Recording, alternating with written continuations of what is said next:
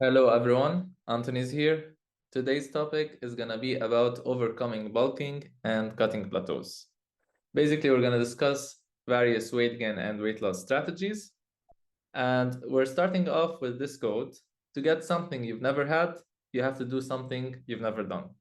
I chose this quote because today's topic is all about change. So whether someone wants to lose weight or gain weight, change is required and change must happen in order to see the results. We begin our discussion with the most important part, which is the energy balance equation. Basically, you might have heard of calories in, calories out, and it's basically determined by changes in body weight depending on how many calories an individual consume compared to how many calories they expend. So the concept might appear simple at first. For example, in order to drive weight loss, energy input must be lower than energy output. So in order to lose weight, we need to eat less than we are burning. Conversely, if the individual is looking to gain weight, then the opposite is true. Energy input must be higher than energy output, so we need to eat more than we are burning. In terms of equation, it's simple to understand. However, several factors affect energy intake, from nutrient density to palatability to energy density to eating habits and finally food tracking. First, we're going to discuss energy and nutrient density. In several research studies, we saw that diets that are focused on low energy and high nutrient density foods are associated with lower caloric intake and hunger levels, meaning that if we included more vegetables and more whole grain food and the fiber intake was higher, this led to less total caloric intake and lower hunger levels, which is something positive if someone wants to lose weight. Conversely, highly palatable food can affect how many calories are consumed, meaning by that if the food is delicious and it's something that we really want, we tend to eat more of it. Moving on to tracking food. Tracking food can be beneficial for estimating energy intake. However, certain complex components affect tracking results. And these components include inaccurate food nutrition labels, forgetting or missing to log food, inaccurate food measurement, and unable to track if we're eating outside in a restaurant. It will be hard. Of course, we can still estimate. However, it will be even further away from the exact measurements. Basically, there is one study which talked about underestimating energy intake and overestimating energy expenditure. This study by Lichman et al. Found that obese subjects underreported their energy intake by 1,000 calories per day. So they self-reported energy intake during 14 days, and the result was that they reported 1,028 calories per day, whereas their actual intake was 2,081 calories. In addition to that, their self-reported energy expenditure, so how much they estimated that they burned from physical activity, was 1,022, whereas the actual energy expenditure was 771. So they overestimated how much they burned while training by 251 calories. This study shows us that not only that there's a lot of complexities, humans, when they are trying to estimate something, it's most likely that it won't be accurate most of the time, especially because there are a lot of factors that affect the energy intake measurement and calculations. So moving on to energy output or energy expenditure. Energy expenditure can be divided into resting and non-resting energy expenditure. Resting energy expenditure is represented by the basal metabolic rate, which is basically the BMR, the energy required for basic human body functioning. So when we breathe, the heart and lungs and nervous system are functioning. This is how we burn energy at rest, and it's called BMR. And the non-resting part of energy expenditure can be divided into three categories.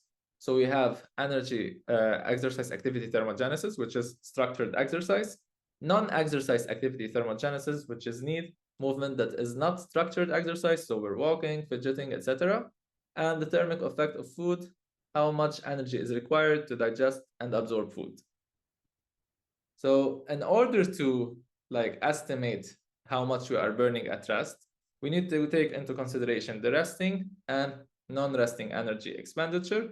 And in order to calculate that, we need to know our maintenance calories. So the first step is to calculate the BMR. Several equations exist. We were going to use the Mifflin-Jauer equation, which is for men, 9.99 times weight in kilogram, plus 6.25 times height in centimeters, minus 4.92 times age in years, plus 5 for males, and the same equation, minus 161 for females. After calculating this equation, we will get the result of our BMR. So we estimated the resting energy expenditure. Now we can move on and calculate the non-resting energy expenditure, with the main focus on neat and structured exercise, because these factors are controllable factors and we can manipulate them by either increasing our physical activity or increasing our steps per day, etc. So in order to estimate the neat and structured exercise, we will use something called an activity multiplier. So as you see, we divided different sections depending on the lifestyle of the individual. First, if someone is sedentary, so they're averaging, let's say, 2,000 steps per day, more or less, plus 3 to 6 days of training, of resistance training, so weight training, we will calculate BMR times 1.3 to 1.6. 1.3 is the lower end, so someone is sedentary and they're training around 3 days per week. We will calculate BMR times 1.3. And on the other hand, or the opposite spectrum, we have someone that is highly active.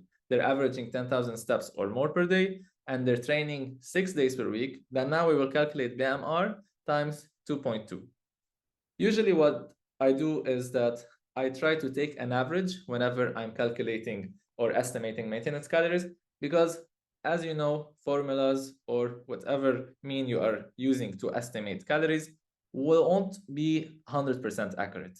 That's why, for example, let's say the individual is sedentary and they're training 3 days per week. What we can do is we can take 3 formulas. So we can calculate BMR times 1.2, BMR times 1.3, and BMR times 1.4. This way we will get an average for each answer, and then we can decide, for example, if the first answer is 1,000 calories, the second answer was 1,100, and the third answer is 1,200. We can take an average of 1,100 calories as the maintenance calorie for this individual. Of course, this is all made up. These numbers aren't true, but just as an example.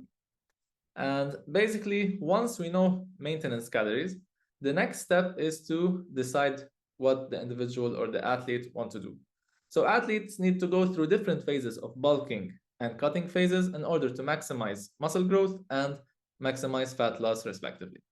And basically, if we wanted to maximize muscle growth, we want to spend a significant amount of time in a bulking phase or a caloric surplus phase, because this phase is optimal to potentiate muscle growth, because hypercaloric conditions, when we're eating more than we are burning, create the optimal environment for muscle growth due to supplying an excess of calories, nutrients, and energy. So macronutrients recommendation, so protein, carb, and fat recommendation for individuals that are looking to maximize muscle growth while eating in a caloric surplus or eating at maintenance. Basically, for protein, we have evidence pointing out that 1.6 grams per kilogram is sufficient to maximize muscle growth. Doesn't mean that the individual can go higher. However, 1.6 seems to be a good spot. For fat, a general recommendation for total fat intake can range between 0.5 as a minimum to 1.5 grams per kilogram as a maximum. So that would be around 20 to 35% of calories. And the rest of the calories, so depending on the maintenance calories that we got from calculating the BMR and the activity multiplier, the rest of the calories will be allotted to carbohydrates. Beginner and intermediate lifters might benefit from higher carb intake. So doesn't mean that we need to eat exactly a specific number of fat. Once we calculated the protein, we can distribute the rest between fat and carb, depending on each individual. So what is the optimal caloric surplus range in terms of calories? The answer will depend on the starting body fat percentage of each individual. For example, if the individual is starting at a lower body fat percentage, they have more room to gain weight. That's why an aggressive surplus so basically elevating calories more, might be possible. For example, 500 to 800 excess calories over their maintenance calories might be possible. However, on the opposite hand, if the individual is starting at a higher body fat percentage, then they need to do a lower caloric surplus range. Basically, they might eat in excess from 250 to 500 calories. And another thing, since we're talking here about mostly beginners to intermediate lifters, for advanced lifters, spending their caloric surplus phase at a lower calorie surplus range would be preferable, just because they're advanced and they already build a lot of muscles. Then they don't want to exceed their caloric intake by a lot, because it might be easier for them to store fat since their muscle building potential is lower than someone that is beginner. As you know, if you just started training, it's very easy to build muscles. Compared to someone that is advanced, they need to focus more on details, and they need even to train harder to be able to force the body to keep on building more muscle tissue. What is the optimal rate of weight gain per week? If we're talking about an aggressive weight gain, then it's going to be around 0.25% or more of body weight per week. However, if we're talking about a moderate weight gain, then it's going to be between 0.1 to 0.25% of body weight per week. What is the minimum amount of time required to be in a caloric surplus phase? There is no right answer. However, short duration surplus phases, 1 month or less, won't cause any significant changes in terms of muscle growth, for the simple reason that building more muscles takes a lot of time. So in order for significant architectural adaptations to happen, at least we need 8 weeks or more. So for this reason, at least we want a 2 to 3 months of a surplus phase. Doesn't mean that less than that is bad. However, this will be more kind of efficient. And of course, if someone is starting at a very low body weight and a very low body fat percentage, then even spending more time, even spending up to a year in a surplus, can also be a viable option. How long should a caloric surplus phase last? The answer will be subjective, because there are many factors that affect this decision. One, maybe the abdominal muscles aren't showing, so the athlete built a lot of fat around the stomach area. Two, they're psychologically down and extremely tired from eating in excess. Three, they're growing stretch marks and it's starting to bothering them. And four, their cardiovascular health is significantly affected, meaning that if they're trying to walk or climb stairs or whatever they are doing, they're feeling that their heart rate suddenly goes up very high and it's starting to cause some issues. Now, if the lifter is experiencing several points at a time, then most likely it's the right time to stop the caloric surplus phase. The longer time spent in a caloric surplus phase, the harder it gets. Due to hormonal changes, most individuals will get sick of overeating and satiety will peak. Modifying the diet is crucial when facing obstacles. For example, as you progress in your weight gain journey and start to feel you're full most of the time, you can try some of the following tips, because the main limiting factor is basically satiety. So satiety is high, we won't be able to eat more, thus we won't be able to reach our target in order to keep on gaining weight. And some of the tips are, first, including more liquid calories, because liquid calories are less filling than solid calories. So for example, you can add a juice or shake. And another tip is adding olive oil to subtly increase calorie per serving, because we know that 1 tablespoon of olive oil is around 120 calories. So if we add 1 or 2 tablespoons, that will increase the energy density or the total caloric intake, thus helping us in reaching our goal. Third is including more soft texture food in the diet, because compared to hard texture food, soft texture food are easier to swallow, so you'll be able to eat more. Also decreasing whole grain and fiber intake, because fiber can lead to high satiety. So if we decrease, that might help. However, we don't want to eliminate, because we still want the health benefits of whole grain and fiber intake. Also, decreasing coffee intake in case coffee acts as an appetite suppressant. So this could also be another option. Is it necessary for beginners to implement a weight gain phase? The short answer is no. The long answer is basically beginners will respond very well to training stimulus. So if you notice your first few months in the gym, you experience a lot of results. Even from week to week, you can experience some results. However, the thing is that there is no one answer. So for most beginners, they don't need to do that, and they can wait until they start to face some plateaus. So when is the right time to implement the first weight gain phase? Is your main goal muscle growth? No, then you can do a maintenance phase or deficit depending on goals. If the answer is yes, then are you experiencing currently plateaus in regard to muscle growth? So are you struggling for the past 2 months and not able to build more muscles? If that's like a yes, then the next question is, do you have a low to moderate body fat percentage and you're recovering well, meaning that your training and sleep are in check?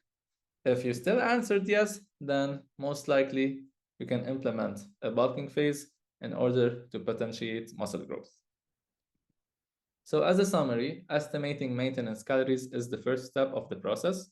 Several factors affect energy intake, including nutrient density, energy density, palatability, eating habits, and food tracking.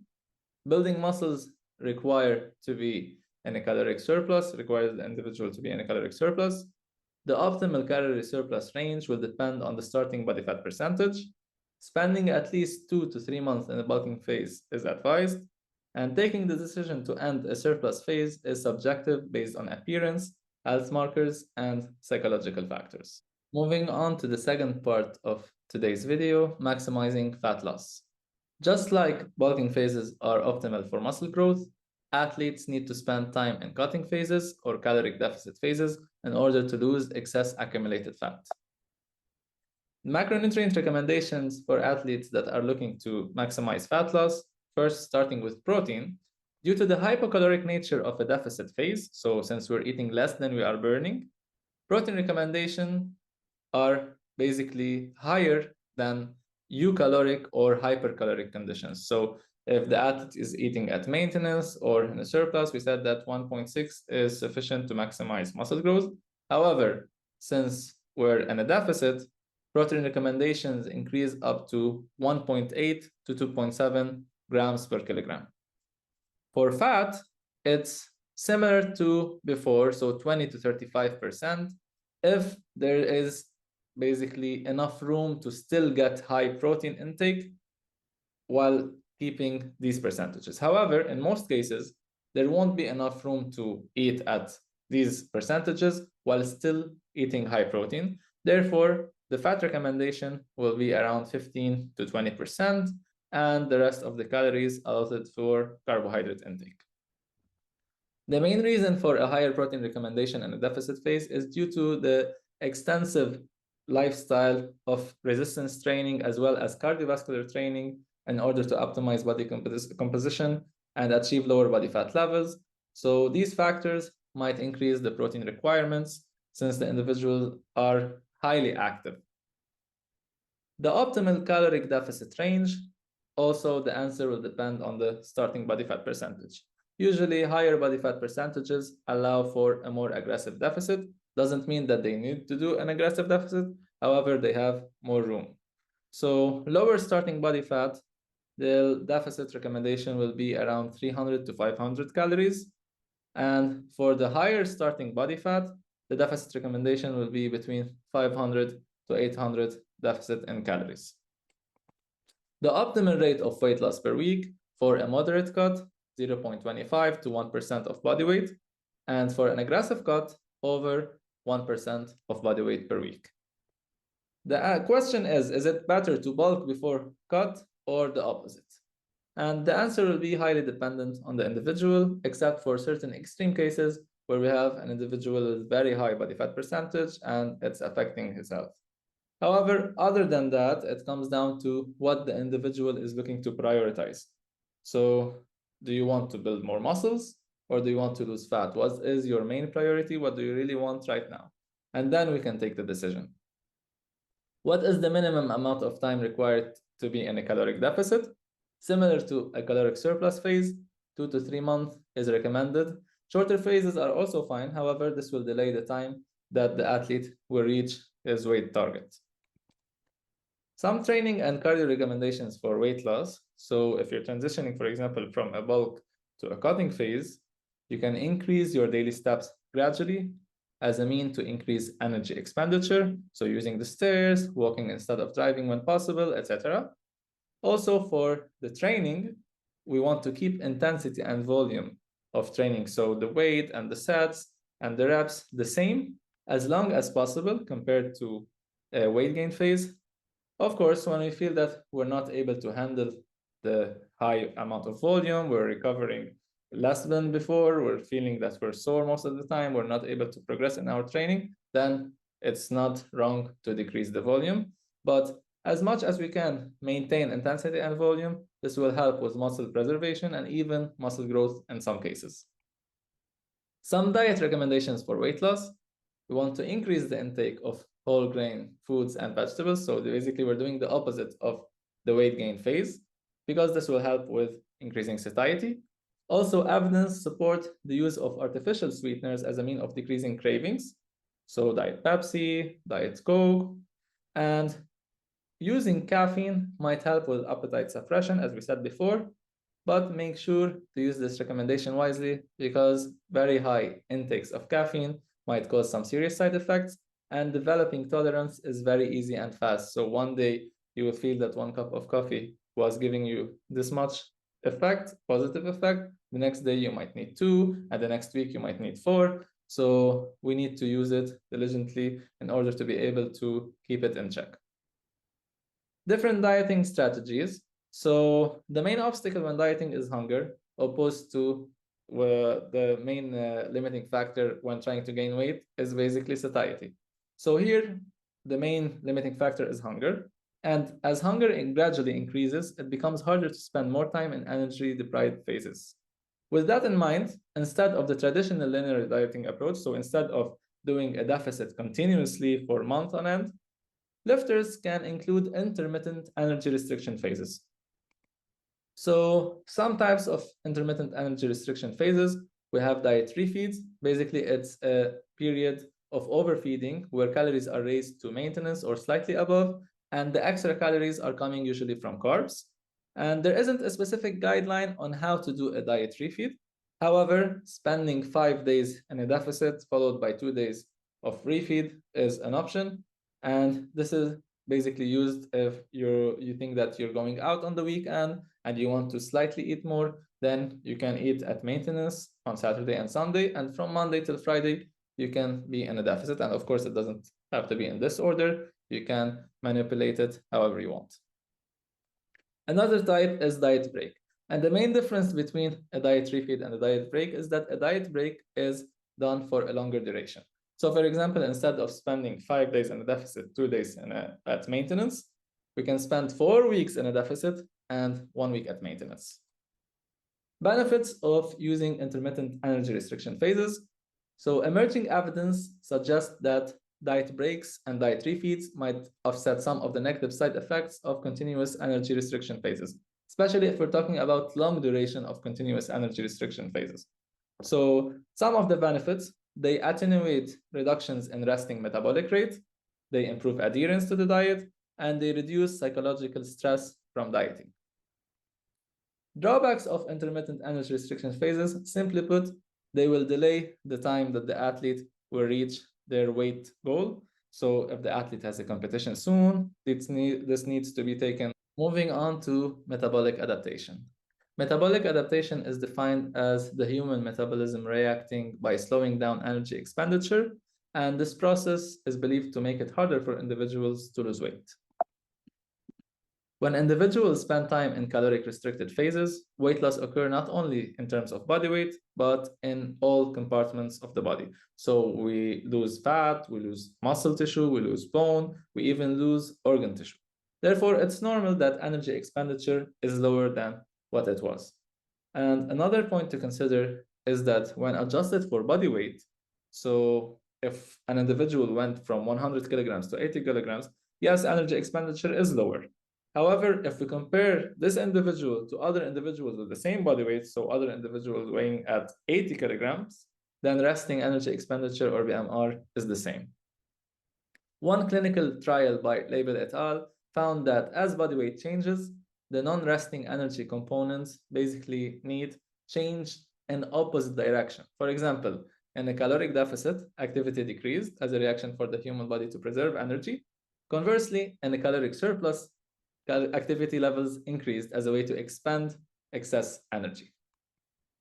The result is basically self-explanatory. Most metabolic adaptation that happen due to dieting can be controlled through modifying lifestyle. Since our body is basically working against us when we are trying to either gain or lose weight, we want to do the opposite. So when we're gaining weight, we want to try limit excess activity. And when we're losing weight, we want to try to increase activity. What about the basal metabolic rate? Is it affected by metabolic adaptation? Most studies show that there is small adaptations accounting for 5 to 25 calories. So basically, they're not significant, the changes in BMR.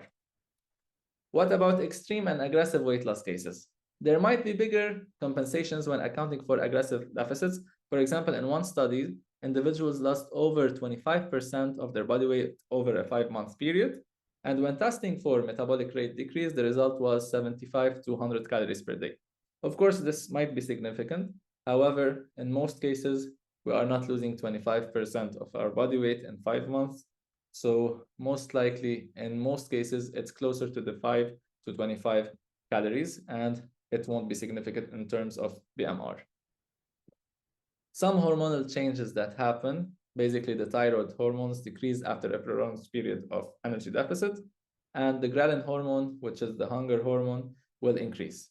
And these changes can be easily reversed when the individual gets back to maintenance calories. The first few kilograms, so basically the first 10 kilograms to lose in a deficit, will be easier than the last 10 kilograms. And also, basically, the opposite is true. So when we're trying to gain weight, the first 10 kilograms are easier than the last 10 kilograms. And more calories will be required to drive weight up in a weight gain phase, and less calories will be required to drive weight down in a deficit phase. And it's worth revisiting and readjusting nutrition and fitness goals every few kilograms up or down. And basically, this also shows that we want to modify in terms of not only the calories and like energy intake, but also energy expenditure. So as we said before, we want in a weight gain phase to try to move less because our body are trying to make us expend more energy.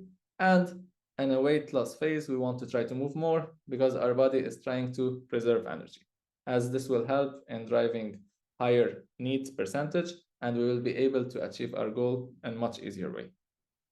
So as a summary, higher protein intake is warranted during energy-deprived phases as a mean to help with preserving muscle mass.